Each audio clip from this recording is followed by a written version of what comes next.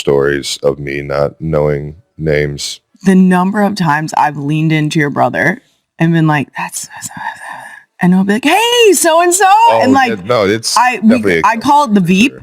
I don't know if you've ever seen the show Veep. No. Oh, Julia Dreyfus has basically a handler who stands behind her and whispers, that's Tim and his daughter goes to Penn State. And then she's like, how's your daughter Katie? Is she enjoying Penn State? And that's me and Jason. So I was at the Phoenix Open yesterday before we went to New playing golf. And the gentleman at the big 16th hole, it's like it's like this one golf hole has an entire arena around it. It's crazy. It felt like I was walking into like the Coliseum or something when I went through the tunnel. And the guy hands me the microphone, and in my mind I was saying, "You're in Phoenix. You're in Phoenix. You're in Phoenix," because I didn't want to say, "Kansas City, what's up?" Because I had a few drinks, but so in my mind I'm telling myself that, and I got that from doing Kelce Jam, this musical festival that I do out in KC all the time. And I saw one of the artists going up to perform, and their manager or somebody was in their ear, "You're in Kansas City. You are in Kansas City. Do not forget, you are in Kansas City." And I'm pretty sure that's pretty common, that if somebody's moving around like that, you get the wrong city. There's nothing worse. If I would have went up there, I would have got booed so bad. Do you think? If I would have said anything but Phoenix. I think if you had said Kansas City, I think if you go anywhere and you say Kansas City, it would sound like you're addressing Chiefs fans. You know what I mean? You're like, where are my people? All right. So if that happens, I think you just lean in. Just got to keep going. And you're like, go Chiefs. Yeah. You know, like lean in and be like, that was intentional. Yeah. Just keep that in your back pocket. You're in Kansas. You're not in Kansas City. You're in Phoenix. You're in Phoenix. Well, now you're in San Francisco. So San Fran. Don't call it San Fran. This is the only mic that I'm getting in front of. Don't call it San Fran. Can't call it San Fran? You're not allowed to call it San Fran. I've been warned no one is. It's SF or it's San Francisco. One woman who I met on the street actually said to my face, it's triggering, which I'm concerned. No, it's not. Do not tell San Francisco people that. We're kidding. We're not, but we are a little. I am standing on that hill. That should not. Trav's about to San Fran the fuck out of this place. Like what? I'm going to purposely say it to everyone from San Fran now. Now, I have to get back to Tina and her Trevor. So why do we swear so much? I feel like there's a level of not giving a fuck as the second kid that I think we relate to that. Yes. And we don't do it in like an aggressive way. We just kind of grew up, and that's how it like put people at ease. Like, oh, I'm not that serious. I'm just fucking chilling. Like, why are you putting so much power on those words? Why are you getting offended by it? It's just meant to emphasize your point, right? That's it. It just spices up your sentence a little. And you could use those words for multiple things. Like they're like universally like shit could be a lot. You could be a lot of different shit. So shit applies to a lot. That's what fuck applies to a lot. Fucking right. I say suck my ass. That applies to a lot. Oh! I say it on. Take that, Tina. Suck my ass, Tina. I actually say it on sales calls. The sales team can confirm I say it on sales calls. Nice. Yep. Every so often we get a suck my ass. That means we're not entertaining that. Universal. Because it applies to a lot. Yeah. All right. That's it for Real One Comment of the Week. I just needed to run that one back for you because the Trevor really I felt triggered. Please don't throw Trevor out there, guys. Don't do that to me. This is nice Uncle name, Trav. It's just not. Yeah, this is Uncle Trav. We got an A in there. There's an A in there. Next up, we're going to do a segment called Can I Be Honest? Brought to you by YouTube TV. Don't settle for meh. Switch to YouTube TV. In honor of my guest this week, we're going to get honest about the first time we met. Oh, man. And the early days of me joining the Kelce family. What was it? 2015, 16, 15, 16, 16, 15? I think 16. I think it was the summer of 16. So I actually... You supported me in my darkest of days. And I want to say thank you. Did I? Yes. Kylie, you came out to LA and supported me dating 50 women, one from each state. Okay, but be honest. That all had to find a chance for love. But was I supportive? But what? But the real question is, was I supportive? You were there. I was physically there. Yeah. You were there. You were watching the episodes with us. I was. You were. I looked over past the camera one time and you were right there. That's what my face was doing. I was like, yeah, go Trav. Now, the first time that we actually met was when you told the family that you were doing that. Hawaii. We got to come and cheer you on in Pro Bowl. That was actually a really, really fun weekend. That was very fun. That was a blast. That was a fun introduction. I would like to bring up when you and Jason were at the pool for quite some time. Yeah. Having Mai Tais. Yes. Okay. Those didn't end well. I have not brought this up in a long time. Oh, God. And we were in what was like a 2-bedroom with like a little living room and a little kitchenette. And I heard a commotion, we'll call it, in the living room. Oh, God. And I came out of the room, opened the doors, and I could see through the little cutout to the kitchenette that Jason was in the sink, lapping up water like a dog. Okay, with the faucet on, no cup, just taking to the dome. Got to get that hydration in before you go to sleep. Everyone knows that. The best thing was when I looked to my left. Oh, God. And Travis was against the wall, like this, staring forward while I was staring at the side of his head. I didn't have anything to do with this. I wasn't here. Legitimately, you were like, I am part of the wall now. And you didn't say a word. If I didn't move, you weren't there. See me. You were camouflaged completely. Yeah. It was a debacle. Those Mai Tais hit a little bit stronger over there on Turtle Bay. I know that. Holy smokes. Because before I went back to the room and left you two to your own devices, I went over to Jason, who was like this in the pool. And I was like, hey, so I'm going back to the room and I think you should come. I think we should go. We've been here since the afternoon. It's dark now. Yep. And he went, and stayed in the pool. And I was like, okay, I'm leaving you here. I don't know what's happening. You look like a toddler having a tantrum. Like your parents like, get out of the pool. It's time to go. And it's just like, it was ridiculous. Yeah. That is so funny. You remember that? No, it's stuck in there. To be fair, I did not have as many Mai Tais as you guys. That might be the last time I had a Mai Tai.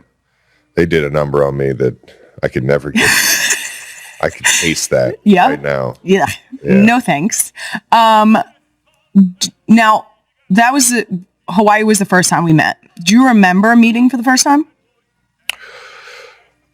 I mean, I remember that weekend vaguely. God, we get hit in the head. That was a lot. I know. A lot of Mai Tais. A lot of Mai Tais. But yeah, of course. What was your first impression? That I had only seen, really, I had never seen Jason, like, how do I put this? I do have a question about that based on Jason's past girlfriends or lack thereof. I think there's literally, you said what now? There was one. There was one, but at least like your mom and dad remember him, we'll call it dating with air quotes. Cause I don't even think that he would have said that he was dating. Who knows? Regardless, that there was maybe one person. Correct. That's the thing. So I had never seen him, one, be so into someone, but also I had never seen someone be able to like kind of control the bear, you know? Like you, Channel like it. yes, channel is a great way to put it. And him like not immediately fight back about it. Like obviously he has his ways of just being Jason. Yes. And doing things his way, but at the same time, it's like you gave him a reason to team up, and he's the best team player in the world. Like He is. Why he's so unbelievable at everything competitively. But he's wholeheartedly in it. And you were the first person I've seen him like actually like want to team up with and like, I don't know, respect their opinions. Like you're really the only one still to this day. You'd be surprised. Every so often he'll ask me something, but it's like, and I'll give an opinion. My favorite, I can't even remember what it was, but in like recent years, I told him something. I gave him advice on something, and maybe a week or two later, he came back and he was like, I said, so like, how's it going? And he was like, well, Travis said. Oh no. And then he proceeded to say, I shit you not. No, I shit you not. The exact same advice I had given him. Like, you and I gave the exact same feedback. And the best part is, and he was like, and then I like looked into it and I was like, you know what? Trav's right. And I was like, this is one of those moments. This is about being a team player, okay? We still got there. We did. Whether you had to say it or I said it, we still got there. Nice. So that was good teamwork, and I appreciate your efforts there. I'm always on it. I'm always a team player. I think obviously you came in and like gave him a reason to be a better person, and I saw that from the jump, and it's because of how amazing of a person you are and how you carry yourself. And it was cool seeing that at the beginning stages and seeing where you guys are now, because you guys really did just like create this awesome like team and like little community of amazing little people. Gosh, cool. They are a mess.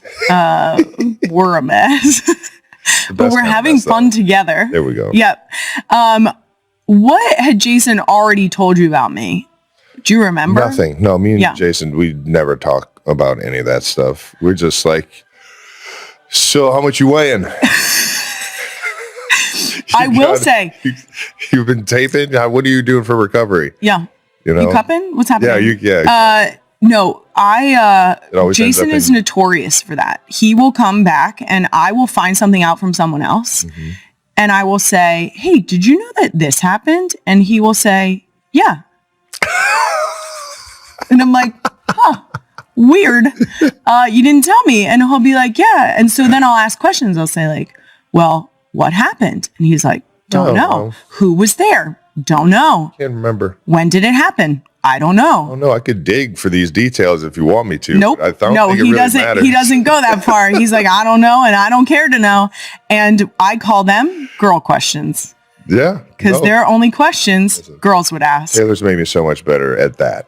At getting the details. You get the details. That's what we want. Those are girl questions. Jason doesn't fucking care. I'll go through an entire day. Like yesterday, I was going through the other podcast party. And, yes. The whole time I'm saying hi to all these familiar faces and some friends of Taylor's that I've like been in the football world that I've been able to introduce her to. And I'm just like, all right, got to remember, saw that person. Got to remember, saw that person. I'm like throwing them like in like my like memory bank. Like, don't forget, because she's going to want some details because she didn't get a chance to go. So I'm just sitting here like, details. That's so caring of you. And then the beers just make a lot of the details go away. And you're just like, this is how I never remember the details. Right. Blame the garage beer. It's a good product. Yep. It's a great product. And it will help you forget the girl questions. Now, did Jason tell you about his plan for proposing ahead of time? Did he? Did he? What? Yes. This is the only time I was like, oh, you had the girl, dude, the girl answers. I was like, dude, how would you Did you really do it? Yes. He had this whole, I knew more about the details of what he wanted to do than I did him telling me the details of how he actually did it. If that makes sense. Sure. You don't know what happened. You know what was supposed to happen. Okay, fair. But I don't even still to this day know exactly how it happened. Sure. What was supposed to? Do you remember what was supposed to happen? He was supposed to serenade you. Oh. What? You didn't hear this? Jason was, yes. Breaking news. What? What? Am I the only one? I'm sorry, what? This? Yes. There was a scenario. Tell us all the girl details. There was a scenario from what he was saying that your dad did for your mom. Oh, no. Do you know about this? I know how my dad asked my mom. We can bleep this so that the crew knows my dad. Well, that's not what Jason told me he did. But he was going to sing. I thought there was a moment where your dad may have sang to your mother. Who knows? I don't know. I don't know either now. See, the details all got crossed up. I thought he was going to serenade you and like be outside the house and you were going to hear him singing and he was going to come out. I thought I remembered hearing that from him. Okay. Looking back on it now, that was never going to happen, I don't think. No, he asked me on the front lawn of my parents' house. Not so. Still outside. Still outside. We were still outside. He went inside. I thought he had to take a shit because he was like, I got to go back in the house. And I was like, we're not stopping on the way home. So like, you should go take a shit. And he came back out within 2 seconds, which if you know your brother, that's not how long that takes. No chance. He went in to ask and lease their permission. Nice. And it was a quick ask because of course they were like, yeah. That's awesome. Yeah. It was, a bunch of bullshit. Well, he didn't serenade you that time at least. No, he has multiple times though. Yeah. Oftentimes when intoxicated. One of the first times we ever hung out. Do you like raspy, like low raspy, or do you like high raspy? I like when he goes low raspy. Oh, all right. Yeah, he has like character to his voice. He does. No, that 100%. Is lovely. And he likes to make jokes that like he's not a good singer. He knows he's a good singer. He knows he's going to send it and have fun doing it, and it sounds good, and everyone enjoys hearing it. There you go. He made an entire 2 albums. Yeah, he did. Of Christmas songs. Yes, he did. That's crazy. Mm-hmm. We don't talk about that around here. All right. For fear that a specific song. I forgot Nope. Nope. The voice of an angel. Ew. All right. That's it for Can I Be Honest? Brought to you by YouTube TV. Tax day is coming up quickly here in April, and if you're like me and constantly juggling 62 different things at once, it can be stressful to add yet another thing to your plate, especially when it comes to filing your taxes. That's why having everything in one place makes such a difference. You know Credit Karma as the app to help manage your finances, and now you can file your taxes with TurboTax right in the Credit Karma app. You can get your refund fast, plus a personalized plan that shows you how to make every dollar go further. And with Credit Karma, you can improve your financial well-being by staying on top of your credit score, get access to personalized offers for financial products, and save money for the future. Having a clearer picture of your finances can help even the worst planners in the world, aka me, look to the future for things like saving up for college, a big expense, or maybe even a family vacation. Having a plan can help replace all that uncertainty with confidence. Guys, imagine if I went into literally anything with a plan. I would be unstoppable. Filing your taxes through the Credit Karma app, powered by TurboTax, can help you get your max refund fast. Guys, I can't drive this point home enough. I'm a lifelong germaphobe, and literally every day I'm forced to confront this fear because I have 4 tiny humans running around doing the grossest things you can think of. The question, did you wipe? Did you wash your hands? The fact that I have to ask, did you wipe, is bananas. Unfortunately, the CVS Health app has me covered so I can mount our family's defense against germs, especially during cold and flu season. I'm absolutely stocking up on hand soap. It's my favorite thing in the whole wide world. Don't look at my hands right now because I've washed them too many times and it's cold back home. I love getting hand soap, hand sanitizer, disinfecting wipes, anything we can do, anything I can possibly do to get ahead of it. The CVS Health app makes the whole healthcare experience simpler and more convenient, especially for busy parents and caregivers. It lets you refill, track, and manage your prescription needs anytime, and you can quickly find care from qualified providers. I use Minute Clinic for vaccines. I love it for my flu shot, and it's the only place I go. Go to cvs.com/app to learn more and download the app now. This episode is sponsored by YouTube TV. The real ones know I'll never lie, and that's why I gotta be honest about my current situation with TV. Guys, it's incredible. Everybody knows the big games this weekend, and with YouTube TV, I won't miss a single moment of the action. Even if the kids are bouncing off the walls begging for a snack, I can still catch every touchdown thanks to the game-changing features like key plays, unlimited DVR, and playback controls. And if you're really interested in what's going on with YouTube TV, you should absolutely check out Jason's meh beard. I would almost say it's worse than meh. It is alarming. YouTube TV gives us 100 plus channels, multi-view, and up to 6 accounts for our family. That means you can get the reliability you need without the headache. There's a reason YouTube TV has been rated the #1 live TV service by JD Power 3 years in a row. Stop settling for meh TV. You've got nothing to lose. You can try it for free and cancel anytime. Go to youtube.com/NGL to start your free trial now. New users only, terms apply, device and content restrictions apply. YouTube TV was rated #1 in customer satisfaction for live TV streaming. For JD Power 2025 award information, visit jdpower.com/awards. Next up, it is the Uncle Trav special. So it's only fair that we do Doom Scroll of the Week, Uncle Trav edition. Let's doom. Now, first up, Doom Scroll. I actually already gave my take on how Uncle Trav would respond in this scenario, but now I'm going to go right to the source. Queen Emma, the clip, please. It says, my son calling my sister to see if she would sign a paper with a bad grade. Really quick. So I got a really bad grade. What began as a typical episode of laughter, playful banter, and sports talk on the Kelce Brothers podcast unexpectedly turned into one of the most touching family moments fans had seen all year. No one anticipated that an ordinary recording session would carry such emotional weight. Yet in a quiet, sincere gesture, Travis Kelce revealed something deeply personal. Wedding invitations for his brother Jason Kelce and sister-in-law Kylie, shared live, in front of millions. From the start, the atmosphere felt familiar. Jason was relaxed, Kylie sat beside him with her usual gentle smile, and Travis brought his trademark energy. Still, attentive fans noticed something different. Travis seemed distracted, his eyes frequently flicking toward a bag beside his chair. Kylie noticed too, glancing at him with a knowing smile, as if sensing a moment was coming, one she couldn't yet name. A few minutes in, as the conversation drifted away from football and into life beyond the field, Travis slowed. He took a deep breath, an unusual pause for someone normally so at ease behind the mic. Jason picked up on it instantly. Okay, he joked, half smiling, I can tell something's up just by looking at you. Travis chuckled, but his voice softened. I think this is the right time. He bent down and pulled out 2 pale cream envelopes, stiff and subtly embossed. The design was minimalist and elegant, the kind of quiet sophistication many associate with Taylor Swift.